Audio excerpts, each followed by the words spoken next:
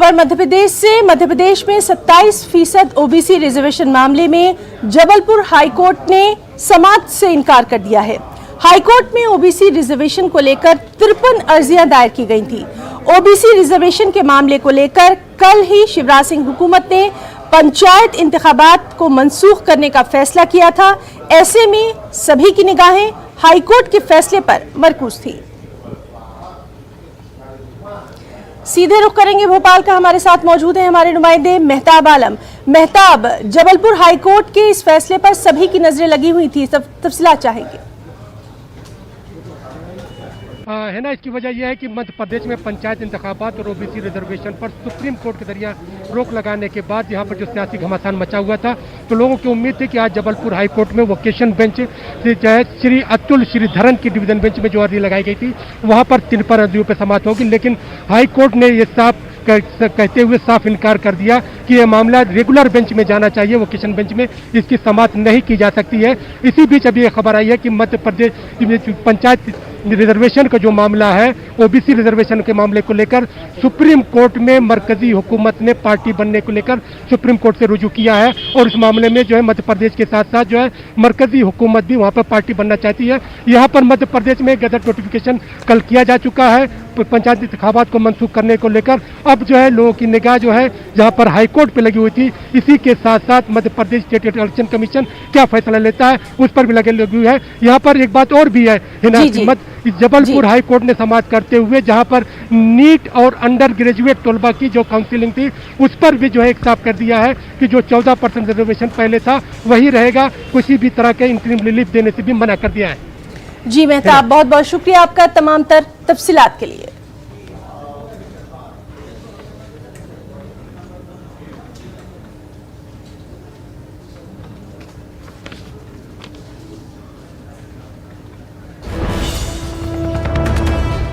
इस वक्त की बेहद अहम खबर,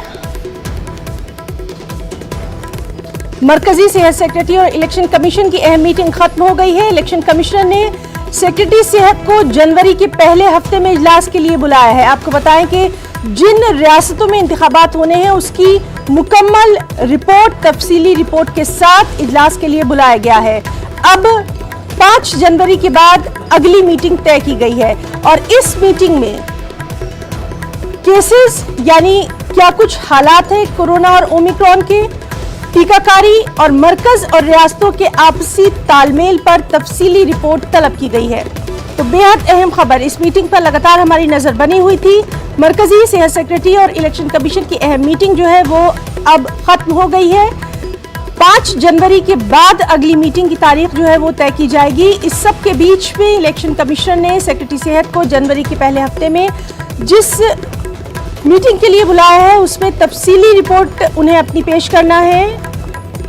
सीधे रुख करेंगे हमारी नुमाइंदा प्रीति श्रीवास्तव का। प्रीति, आपसे जानना चाहेंगे, बेहद अहम मीटिंग थी ये, क्या कुछ निकलकर सामने आया?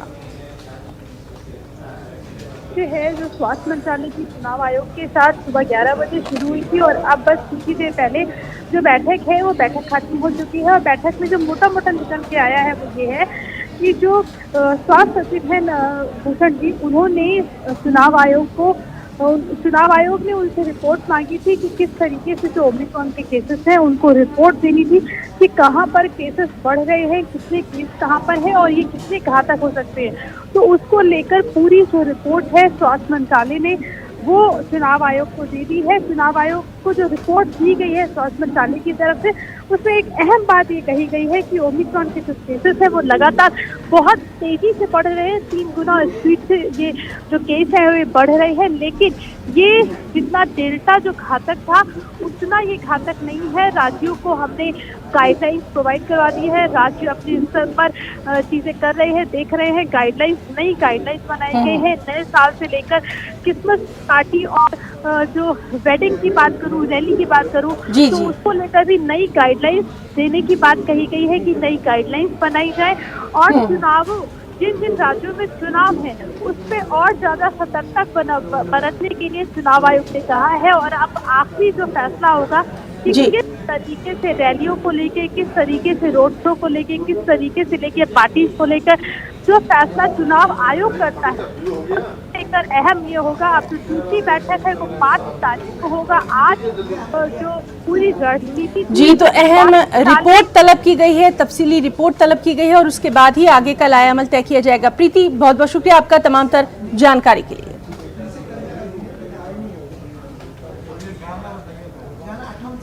एक और अहम खबर, चंडीगढ़ म्युनिसिपल कॉरपोरेशन इंतखाबात के नताइज का ऐलान आज किया जाएगा। जुमे को बल्दियाती इंतखाबात के लिए वोटिंग हुई थी। इसके लिए कुल 60% वोटरों ने हक राय दही का इस्तेमाल किया था। चंडीगढ़ म्युनिसिपल कॉरपोरेशन इलेक्शन को पंजाब में अगले साल होने वाले असेंबली इंतखाबात से पहले बहुत खास माना जा रहा है। वहीं चंडीगढ़ के साबिक BJP mayor Devesh Moudgil ward number 23 में आपके जसबीर सिंह से हार गए हैं। अब तक सामने आने वाले 21 सीटों के रुझानात से पता चलता है कि आप सबसे आगे हैं। वोटों की गिनती अभी जारी है। अब तक 18 सीटों के नताइज का ऐलान हो चुका है, जिसमें से बीजेपी ने 5, कांग्रेस ने 4 और आम आदमी पार्टी ने 8 सीटें जीती हैं। अकाली दल ने 1 सीट जीती है। इस बार के नताइज सबको हैरान कर रहे हैं, क्योंकि आम आदमी पार्टी भी दोनों कौमी पार्टियों को टक्कर दे रही है।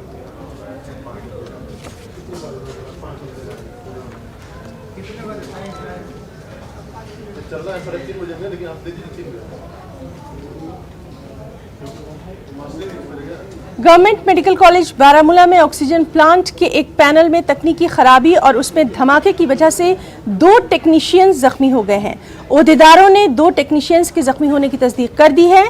दोनों को इलाज के लिए श्रीनगर के अस्पताल मुंतकिल किया गया है। जीएमसी बारामूला की प्रिंसिपल डॉक्टर रूबी रेशी का कहना है कि फिक्र की कोई बात नहीं, ऑक्सीजन प्लांट मामूल के मुताबिक काम कर रहा है। उन्होंने कहा कि प्लांट के पैनल में तकनीकी खराबी हुई और उसमें धमाका हो गया। जीएमसी की प्रिंसिपल ने कहा कि मामले की तफ्तीश जारी है। इंक्वायरी करेंगे इसमें क्या प्रॉब्लम हुई है, कहाँ टेक्निकल फॉल्ट आया, हम तब तक कुछ नहीं बोल सकते। आई डोंट नो कितने मिनट्स के बाद या आधे घंटे के बाद एम्बुलेंस में शिफ्ट किया गया है। आप सुने मेरी बात, यहाँ पर 10 चीजें खराब होती है। Everything I will look into it. If there is any कहाँ से भी कुछ प्रॉब्लम हो गई है, इनिशिएट हुआ है, I will take a very stern action. You will just see it, ठीक है। मगर इंक्वायरी तो करने दीजिए ना, ऐसे मैं बोलूंगी तो वो कुछ गलत भी बोल सकते हैं। और एक और अहम खबर, छत्तीसगढ़ के सुकमा जिले में तेलंगाना छत्तीसगढ़ सरहद पर पुलिस और नक्सलियों के दरमियान तसादुम हुआ। अब तक एनकाउंटर में कई नक्सलियों के मारे जाने की खबरें हैं। बताया जा रहा है कि फौजियों ने अब तक 6 नक्सलियों की लाशें बरामद की हैं। जाए वकू से कई हथियार भी बरामद हुए हैं।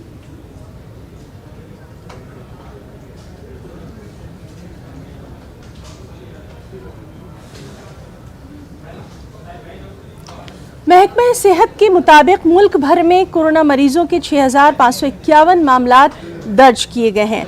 गुज़िश्ता 24 घंटों में 315 अफराद की कोरोना से मौत हो गई है, जबकि 7,141 लोगों की सेहतयाब होने की खबर है। कोरोना के नए वेरिएंट ओमिक्रॉन के बढ़ते असरात के पेश नज़र मरकज़ और रियासती हुकूमतों की जानिब से कोविड प्रोटोकॉल पर अमल करने की आवाम से लगातार अपील भी की जा रही है।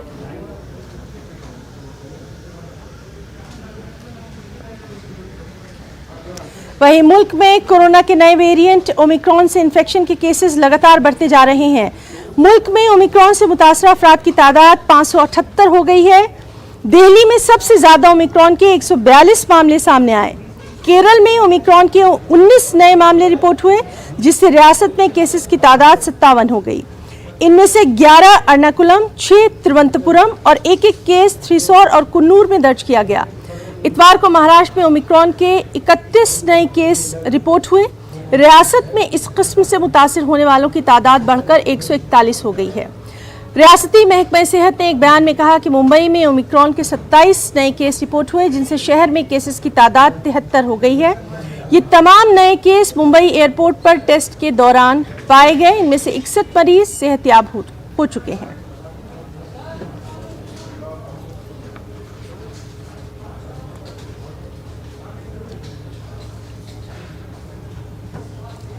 और इस सब के बीच अहम खबर ये है कि मुल्क में सबसे ज़्यादा ओमिक्रॉन के मरीज दिल्ली में हैं, जिनकी तादाद 142 तक पहुंच गई है। इसके बावजूद दिल्ली की तकरीबन तमाम बड़े मेडिकल कॉलेजों में रेजिडेंट डॉक्टरों की हड़ताल जारी है। दिल्ली का वाहिद ओमिक्रॉन डेडिकेटेड अस्पताल LNJP भी है। डॉक्टरों का कहना है कि सुप्रीम कोर्ट में चल रहे नीट काउंसलिंग रिजर्वेशन केस की वजह से मुल्क में 1/3 PG डॉक्टरों की कमी हो गई है। ऐसे में डॉक्टरों की तादाद तीसरी लहर के लिए काफ़ी नहीं है। अस्पतालों में OPD और वार्ड की खिदमत मुतासिर होने से मरीज भी परेशान हैं। देश में ओमिक्रॉन के केस लगातार बढ़ते जा रहे हैं, तो वहीं दूसरी ओर रेजिडेंट डॉक्टर्स जो है वो पिछले कई दिनों से हड़ताल पर है। आप देख सकते हैं कि आज दिल्ली के लगभग सभी अस्पतालों के रेजिडेंट डॉक्टर्स मार्च निकाल रहे थे, पैदल मार्च निकाल रहे थे। ये सुप्रीम कोर्ट में बाहर जाना चाहते थे, लेकिन पुलिस ने इनको यहाँ पर रोक दिया गया है। नीट की काउंसलिंग को लेकर जो डॉक्टर्स हैं ये विरोध प्रदर्शन कर रहे हैं। पिछले कई दिनों से दिल्ली के सभी अस्पतालों की OPD सेवाएं बंद रखी गई हैं और अब इमरजेंसी सेवाएं भी बंद कर दी गई हैं। ये आप देख सकते हैं कि डॉक्टर्स यहाँ पर प्रदर्शन कर रहे हैं। डॉक्टर्स ने साफ कर दिया गया है कि जब तक नीट की काउंसलिंग नहीं करवाई जाएगी तब तक इसी तरीके से जो प्रदर्शन है वो चलता रहेगा। डॉक्टर्स हमारे साथ मौजूद हैं, उन्हीं से बात कर लेते हैं और जानते हैं कि उनकी क्या मांग है। ये बताइए, पिछले कई दिनों से आप लोग प्रदर्शन कर रहे हैं, कोई हल नहीं निकला, अब आगे की क्या रणनीति है? हम लोग 27 नवंबर से कर रहे हैं यह स्ट्राइक। बीच में पहले OPD बंद किए, फिर उसके IPD बंद करिए, फिर उसके बाद हमने कॉल ऑफ किया, फिर इमरजेंसी बंद किए, फिर मिनिस्टर साहब ने बोला था कि 1 हफ्ते के लिए रुक जाइए, हम लोग कुछ ना कुछ करेंगे। तो हम लोगों ने 9 तारीख को कॉल ऑफ कर लिया था। फिर 17 तारीख को हम लोग देखा कि कुछ हम लोगों को हमारी कोई ग्राउंड पे प्रोग्रेस नहीं है, तब हम लोगों ने दोबारा से ये किया। आज 1 हफ्ते हो गए, 1 हफ्ते के से हम लोग स्ट्राइक पे बैठे हुए हैं 9 दिन से, लेकिन हमारी कोई बात अभी तक कोई पॉजिटिव चीज़ नहीं मिली है। ये एक दिन में नहीं हुआ है, ये शुरू हुआ था 27 नवंबर से, जो हमने गवर्नमेंट को ये बताया था कि आप जल्दी से नीट PG का काउंसलिंग करवाइए। तो कम से 1 महीने कंप्लीट हो गया है और ये जाके हमने आज ये स्टेप लिया है कि हमें आज प्रोटेस्ट मार्च निकालना पड़ रहा है। हमें पता है कि और ये थर्ड वेव आने से हम लोग ऐसे भी हाफ जो अभी डॉक्टर्स का नंबर है वो हाफ है। तो जब तक नया बैच नहीं आएगा तब तक कंप्लीट नंबर ऑफ डॉक्टर्स नहीं आएंगे। हम बहुत मुश्किल से काम कर रहे हैं कि जो नीट PG जो अटका हुआ है काउंसलिंग, वो काउंसलिंग जल्दी से जल्दी कराना होगा ताकि हॉस्पिटल्स में अच्छे मैन पावर आ जाए कि पेशेंट केयर अच्छे से हो। सुना आपने, यहाँ पे डॉक्टर्स का साफ रुख है कि ओमिक्रॉन को लेकर हम डॉक्टर्स भी सतर्क हैं, लेकिन अगर हड़ताल पिछले 1 महीने से खत्म नहीं हो पा रही है तो कहीं ना कहीं सरकार को भी इसकी जिम्मेदारी लेनी पड़ेगी। और जिस तरीके से लगातार केसेस बढ़ते जा रहे हैं तो उस तरीके से आने वाले समय में ये एक सबब बन सकता है। कैमरा पर्सन अपू पाठक के साथ प्रीति श्रीवास्तव, न्यूज़ 18 दिल्ली।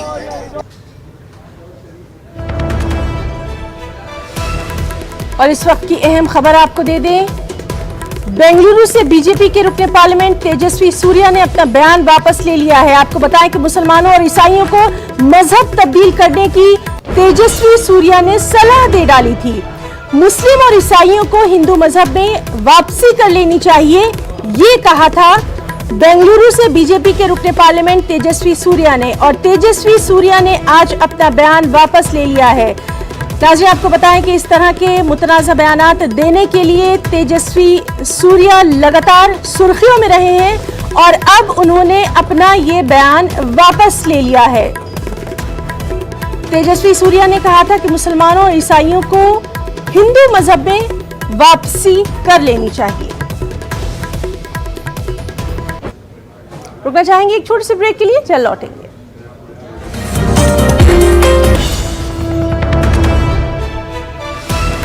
इस वक्त की बेहद अहम खबर, डॉक्टर RS शर्मा का बयान सामने आया है। उन्होंने कहा है कि कोविन ऐप पर 15 से 18 साल के बच्चे रजिस्टर करवा सकेंगे। 1 जनवरी से ऐसी सहूलत प्लेटफॉर्म पर दस्तयाब रहेगी। इस स्टूडेंट्स यानी जो तालिब इल्म है वो अपना स्कूल का आई कार्ड इस्तेमाल कर सकते हैं, क्योंकि कुछ के पास आधार या फिर दूसरा शिनाख्ती कार्ड नहीं है। तो अहम खबर कोविन ऐप के ताल्लुक से, कोविन ऐप पर 15 से 18 साल के बच्चे अपना रजिस्ट्रेशन करवा सकते हैं। डॉक्टर आरिश शर्मा का ये बयान सामने आया है। 1 जनवरी से ये बच्चे अपना रजिस्ट्रेशन करवा सकते हैं और ये स्टूडेंट्स अपने स्कूल का आईडी कार्ड इस्तेमाल कर सकते हैं, क्योंकि उन्होंने वजाहत की कि कुछ बच्चों के पास आधार कार्ड या फिर दूसरे शिनाख्ती कार्ड, आई कार्ड नहीं है।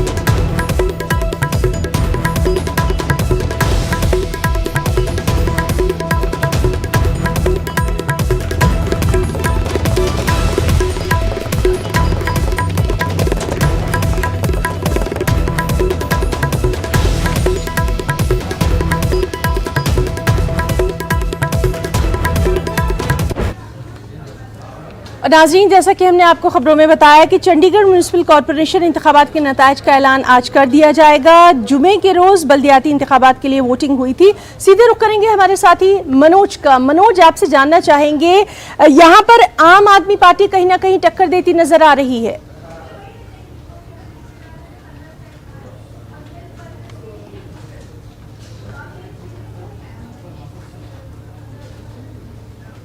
मनोज, आपको मेरी आवाज सुनाई दे रही है?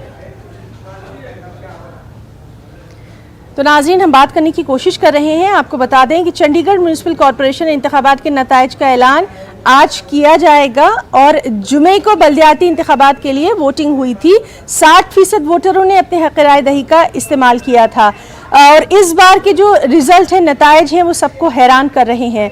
सीधे रुख करेंगे हमारे साथी मनोज का, एक बार फिर से उनसे बात करने की कोशिश करते हैं। मनोज, हम आपसे जानना चाहेंगे, आम आदमी पार्टी जो है इस बार हैरान करती दिखाई दे रही है। जी बिल्कुल ही ना, देखिए आम आदमी पार्टी की अगर हम बात करें तो किसी ने ये सोचा नहीं था कि शायद आम आदमी पार्टी चंडीगढ़ नगर निगम चुनाव में इतनी बड़ी जीत के साथ सामने आएगी। और नगर निगम चुनाव की बात करें तो अभी तक करीब 9 सीटें आम आदमी पार्टी जीत चुकी है, 6 सीटें भारतीय जनता पार्टी के पास हैं और 5 सीटें कांग्रेस के पास हैं। अकाली दल 1 सीट जीतकर चौथे स्थान पर बनी हुई है। तो आम आदमी पार्टी की अगर हम बात करें, यहाँ पर दिल्ली की तर्ज पर सुविधाएं देने का वादा किया गया था और तमाम जो सुविधाएं हैं दिल्ली मॉडल को इस तरीके से पेश किया गया उदाहरण के तौर पर कि हम ऐसी सुविधाएं यहाँ चंडीगढ़ में भी देंगे और शायद चंडीगढ़ के लोगों ने इस पर भरोसा किया। यही वजह है कि आम आदमी पार्टी को यहाँ पर कामयाबी मिलती हुई नजर आ रही है। हालांकि अभी भी करीब 18 वार्डों के चुनावी नतीजे साफ होने बाकी हैं। बीजेपी की अगर हम बात करें, इस वक्त मैं चंडीगढ़ भाजपा कार्यालय में ही मौजूद हूँ। बीजेपी के तमाम जो लीडर्स हैं इस वक्त पार्टी कार्यालय में मौजूद हैं। उनको अभी भी उम्मीद है कि मेयर उनका बनेगा, लेकिन बीजेपी को एक बड़ा झटका लगा है क्योंकि जो मेयर थे रविकांत शर्मा यहाँ चंडीगढ़ के, वो चुनाव हार गए हैं अपना। तो एक तरीके से जो लीडर होता है, मेयर के पद पर जो व्यक्ति था बीजेपी की तरफ से नेता था, वो चुनाव हार गया। तो बहुत बड़ा सेटबैक बीजेपी को लगा है। बीजेपी के तमाम बड़े नेता यही कह रहे हैं कि जो वायदे किए गए मुफ्त चीजें देने की, चाहे वो मुफ्त पानी की बात हो, मुफ्त बिजली की बात हो, ऐसे वादों की वजह से आम आदमी पार्टी की तरफ जनता का झुकाव हुआ। हालांकि अभी भी जो पिक्चर है वो क्लियर नहीं है। बिल्कुल मनोज, आपने ठीक कहा कि अभी भी कुछ भी कहना कब्ल अज़ वक्त होगा, वक्त से पहले होगा और लगातार इसके नताइज पर हमारी नजर बनी हुई है। बहुत बहुत शुक्रिया आपका तमाम तर तफसीलात के लिए।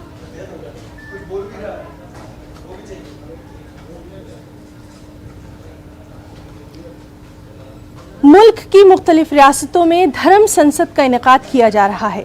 इसमें शामिल साधु संत अपने मुतनाज़ा बयानात से सुर्खियों में आ रहे हैं। इसी तरह का मामला छत्तीसगढ़ की दारुल हुकूमत रायपुर में भी मुनक़िदा धर्म संसद में सामने आया, जो कि तनाज़ात के साथ खत्म हुई। धर्म संसद के आखिरी दिन संत कालीचरण ने बाबा कौम महात्मा गांधी के बारे में एक मुतनाज़ा बयान दिया। उन्होंने बापू को मुल्क की तकसीम का जिम्मेदार ठहराया और महात्मा गांधी के कातिल नाथूराम गोडसे की तारीफ कर डाली। इसलिए इस्लाम का टारगेट राजनीति के द्वारा राष्ट्र कब्जाना है। उन्होंने हमारे आंखों के सामने 47 में कब्जा लिए भैया, 2 कब्जा हमारे आंखों के सामने। ईरान, इराक, अफगानिस्तान तो पहले ही कब्जा चुके थे। बांग्लादेश और पाकिस्तान हमारे सामने कब्जाया, उन्होंने राजनीति के द्वारा कब्जाया। मोहनदास करमचंद गांधी ने सत्यानाश, और नाथुराम गोडसे जी को नमस्कार है, मार डाला। देखो, ऑपरेशन करना बहुत जरूरी होता है, ये फोड़े फुंसियों का, नहीं तो ये कैंसर बन जाते हैं। आपको मैं दंगे धोखे करने के लिए नहीं बोल रहा हूं, दंगे धोखे करने की जरूरत नहीं है, और आपकी तैयारी भी नहीं है, आपकी तैयारी भी नहीं है। मुसलमानों की फुल तैयारी है, आपकी तैयारी नहीं है। ये पुलिस वाले न होते तो अपना सत्यानाश हो चुका था। और इन्होंने जो कुछ कहा है हम वो आपको सुना भी नहीं सकते, क्योंकि नाजेबा कलमात का इन्होंने इस्तेमाल किया है। अहम खबर एक और, जिंदगी में मेहनत और लगन से कुछ भी मुमकिन है। हमारी मुहिम बायजूस यंग जीनियस में कई ऐसे बच्चों से मुलाकात हुई जिन्होंने अपनी सलाहियतों और अज़्म के साथ वो कर दिखाया जो उनकी उम्र में नामुमकिन लगता था। आज हम आपको दिल्ली की एक और बासलाहियत बच्ची वृति गुजराल से मिलवाएंगे।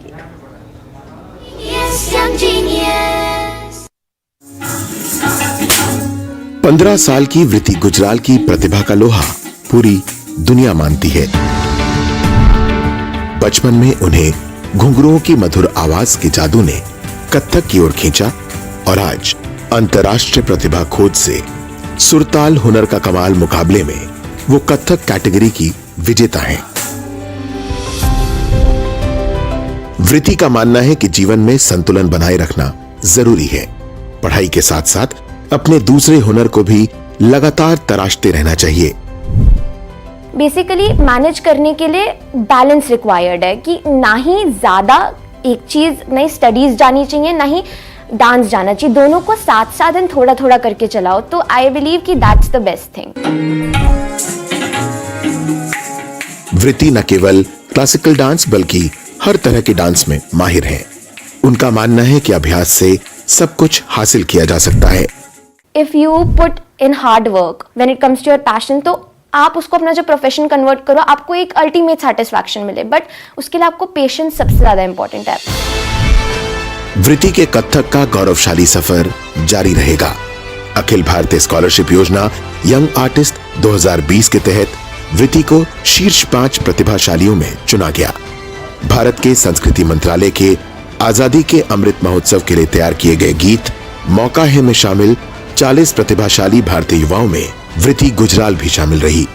वृति का सपना है कि कत्थक समेत सभी भारतीय सांस्कृतिक धरोहरों को युवाओं में लोकप्रिय किया जाए। देश के सभी बच्चे और युवा अगर ऐसे सपने देखें तो भारत का भविष्य उज्जवल जरूर होगा।